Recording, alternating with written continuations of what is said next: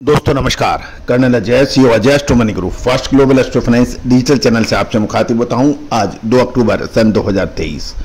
दोस्तों सर्वप्रथम राष्ट्रपिता मोहनदास करमचंद गांधी के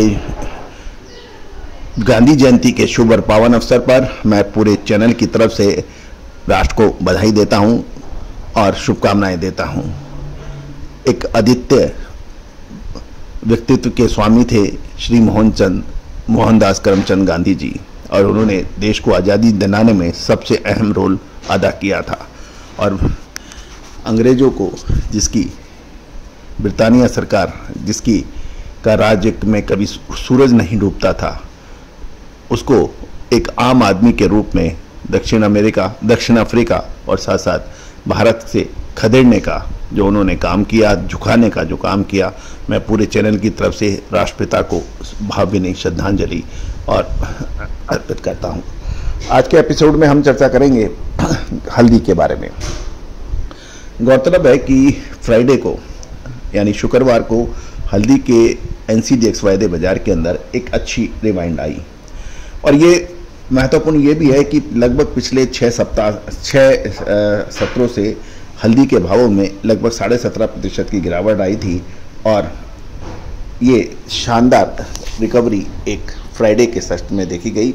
शनिवार रविवार को अवकाश रहा, संडे का अवकाश रहा, और आज यानी 2 अक्टूबर को भी अवकाश रहा। गौरतलब है कि निचले स्तर पर सौदेबाजी की गतिविधियों के कारण हल्दी वायदे की कीमतों में उछाल आया, क्योंकि पिछले 6 सत्रों से लगभग 17.5% की हल्दी में गिरावट थी। NCDX का वायदा अक्टूबर 4.5 पर लगभग 4.4% और दिसंबर वायदे में 5.4% की तेजी देखी गई। इसके अलावा गौरतलब है कि फ्राइडे को केवल इरोड और केसम मुद्रम बाजार खुले थे, और आवक की कमी के कारण दुर्गीराला मंडी में हल्दी का व्यापार बंद कर दिया गया था। केस मुद्रम में फिंगर किस्म की में केवल 15 बैग आए, और गणेश विसर्जन के कारण व्यापारिक गतिविधियां भी काफ़ी धीमी रही। गौरतलब है कि हल्दी की आवक घटने के समाचार हैं, क्योंकि किसान और स्टॉकिस्ट अच्छी क्वालिटी वाली हल्दी को रोक रहे हैं, जबकि कम यानी हल्की क्वालिटी वाली हल्दी को बेच रहे हैं, क्योंकि उन्हें इस सीजन में रिकॉर्ड कीमतों की उम्मीद है। कम निर्यात और घरेलू मांग में कमी के कारण शॉर्ट टर्म के अंदर कीमतें सीमित दायरे में मूव हो रही है, और साथ साथ ये भी एक महत्वपूर्ण है कि हल्दी अब एक महत्वपूर्ण स्तर पर पहुंच गई है। हल्दी में अब एक निर्णायक मोड़ की संभावना अगले 1 से 1.5 महीने में बनने की संभावना है। एक तरफ नीचे भाव होने की वजह से काफ़ी माल बाज़ारों में निकला भी है, और कुछ व्यापारिक गतिविधियों में तेजी की गतिविधियों पे विराम लगा, और हल्दी के अंदर लगभग 17 से 20% की गिरावट जो पिछले 1-1.5 महीने में देखी गई। अब महत्वपूर्ण ये रहेगा कि अगले 1 से 1.5 महीने में हल्दी की क्या पोजीशन या क्या संभावना बन रही है। गौरतलब है कि इसमें कई बिंदुओं पर हमें विचार करना पड़ेगा। अंतर्राष्ट्रीय बाजारों में हल्दी के भाव काफ़ी घटे नहीं हैं, और अक्टूबर और नवंबर के अंदर व्यापारी निर्यात अच्छा होने की उम्मीद लगा रहे हैं। फिलहाल बाजारों में फाइनेंस की भी टाइटनेस है, उधर वायदा बाजारों में भी काफ़ी ऊंचे भावों के अंदर हल्दी बिकी हुई है, जिसके चलते बड़े व्यापारी को डिलीवरी देने के लिए बाजारों को लगातार इन्होंने तोड़ा, और पिछले 6 सत्रों में लगभग 17.5% तक की जबरदस्त गिरावट देखी गई। गौरतलब है कि हाजिर बाजारों में भाव टूटने से देर से बेर अब निचले स्तरों पर रिकवरी की संभावनाओं से इनकार नहीं किया जा सकता।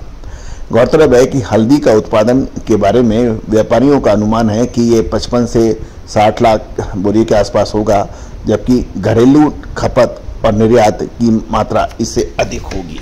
दोस्तों ये तो एक प्रमुख बिंदु हैं जो अक्सर बात होती है। आपको याद होगा लगभग 7 महीने पहले दिसंबर महीने में सबसे पहले हमने हल्दी की तेजी के बारे में आपको संभावना जताई थी। और उसके बाद फरवरी मार्च में लगातार अपडेट दिए थे, और ऊपरी स्तरों पर जब 160 रुपए के आसपास थी तब भी हमने ये कहा था कि अब मुनाफा वसूल करना चाहिए, क्योंकि महत्वपूर्ण यह है कि डिमांड एंड सप्लाई की गणित तो है, इसमें कोई दो राय नहीं है कि डिमांड कम होगी तो भाव गिरेंगे और डिमांड अधिक होगी, सप्लाई कम होगी तो भाव बढ़ेंगे, ये इसमें कोई दो राय नहीं है। लेकिन इसके अतिरिक्त भी बहुत सारे ऐसे फैक्टर होते हैं जो डिमांड एंड सप्लाई का गेल बिगाड़ देते हैं। उदाहरण के लिए देखिए, जीरे के अंदर पिछले अगले 5 से 6 महीने अभी फसल आनी नहीं है, डिमांड में कोई बहुत ज़्यादा फ्लक्चुएशन नहीं है, उसके बावजूद भी जीरे के दाम बहुत तेज़ी से गिरे, जिसका पूर्व अनुमान हमने सबसे पहले दिया था। हल्दी के अंदर भी 160-65 के आसपास यही बात थी, लेकिन जो हल्दी की 50 से 60 रुपए के भाव में जो हल्दी के फंडामेंटल थे, वो 160 रुपए पे वो सेम नहीं रह सकते, क्योंकि भावों के अंदर 3 गुने का फर्क है। उसी तरह से जीरे के अंदर जब 2 से 2.5 गुना 3 गुना दाम हो जाते हैं तो सेम फंडामेंटल नहीं रिपीट हो सकते।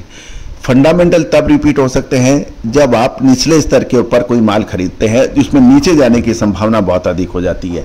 जब भाव उच्चतम स्तर पे आ जाते हैं और उसके बावजूद फिर वो वही सेम फंडामेंटल की बात करते हैं तो वो नहीं होता है। तो दोस्तों, अक्टूबर महीने के अंदर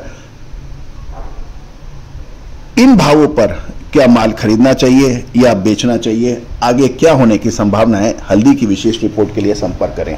दोस्तों, समय निकल जाने के बाद कोई कुछ नहीं कर पाता, समय से पहले चेतना पड़ता है, रिपोर्ट देनी पड़ती है। All the very best, good luck, happy trading.